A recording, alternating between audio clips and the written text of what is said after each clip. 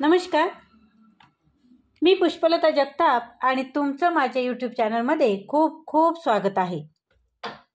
आजच्या व्हिडिओमध्ये आपण जाणून घेणार आहोत अनंत चतुर्दशी 2025 दिनांक व मुहूर्त।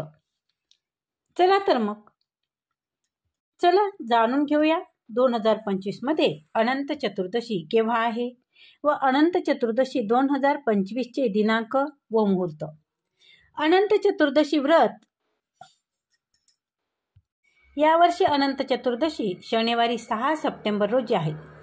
या दिवशी बाप्पाचे विसर्जन होणार आहे आणि विसर्जनाच्या वेळी हे उपाय केल्याने साधकाला त्याचा फायदा होतो।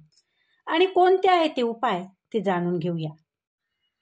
भाद्रपद महिन्याच्या शुक्ल पक्षातील चतुर्थीची सुरुवात बुधवारी 27 ऑगस्ट रोजी झाली आहे। हा उत्सव 10 दिवस चालतो आणि अनंत चतुर्दशीच्या दिवशी बाप्पाचे विसर्जन केले जाते। यावर्षी अनंत चतुर्थी शनिवारी 6 सप्टेंबर रोजी आहे। या 10 दिवसाच्या उत्सवामध्ये पूजा, पाठ, मंत्र, जप केले जाते। विसर्जन हा या उत्सवाचा शेवटचा आणि महत्त्वाचा दिवस मानला जातो। अनंत चतुर्दशीला काही लोक घरामध्ये अनंताची पूजा देखील केली जाते। कधी आहे अनंत चतुर्दशी ते जाणून घेऊया। अनंत चतुर्दशीची सुरुवात शनिवारी 6 सप्टेंबर रोजी पहाटे 3:14 सुरू होणार आहे आणि या तिथीची समाप्ती रविवारी 7 सप्टेंबर रोजी पहाटे 1:41 होणार आहे। उदय तिथीनुसार अनंत चतुर्दशीचा क्षण यावेळी शनिवारी 6 सप्टेंबर रोजी राहणार आहे। विसर्जन कसे केले जाते? अनंत चतुर्दशी शनिवारी 6 सप्टेंबर रोजी आहे।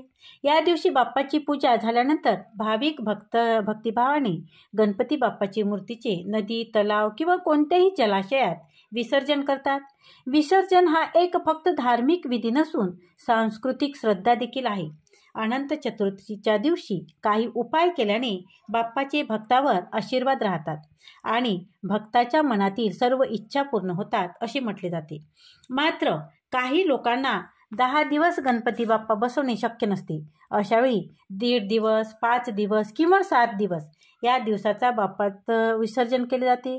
तुम्ही सुद्धा या कोणत्याही दिवसात बाप्पाचे विसर्जन करणार असाल तरी यावेळी हा उपाय करायला विसरू नका। हे उपाय केल्याने कुंडलिनीमधील बुध ग्रह देखील बलवान होत असतो। विसर्जनाची पूजा पद्धत। विसर्जनापूर्वी बाप्पाची आरती करून उत्तर पूजा करून घ्यावी। त्यानंतर तुपाचा दिवा लावून घ्या। नंतर बाप्पाचा गणपते नमः मंत्राचा जप करा।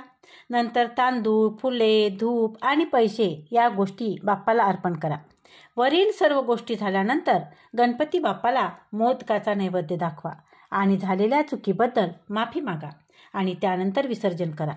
विसर्जनाच्या वेळी करा हे उपाय। लाल फूल। सध्या गणेशोत्सव सुरू आहे। या काळात बाप्पाला लाल फूल अर्पण केल्याने मनशांती देखील मिळते।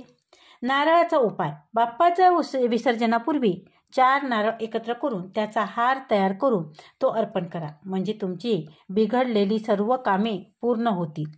गणपती विसर्जनाच्या दिवशी कच्चा रेशीम धाग्याला 7 गाठी बांधा आणि त्यानंतर जय गणेश कलेश मंत्राचा जप करून तो धागा तुमच्याजवळ ठेवा।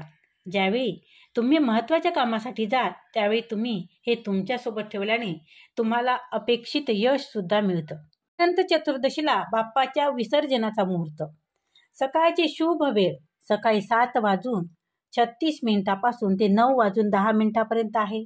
दुपारी लाभ वेळ दुपारी 1:54 पासून ते दुपारी 3:28 राहील आणि दुपारची अमृत वेळ दुपारी 3:29 पासून ते दुपारी 5:03 राहील आणि संध्याकाळची लाभ वेळ संध्याकाळी 6:37 पासून ते रात्री 8:03 बाप्पाच्या विसर्जनाची वेळ राहील।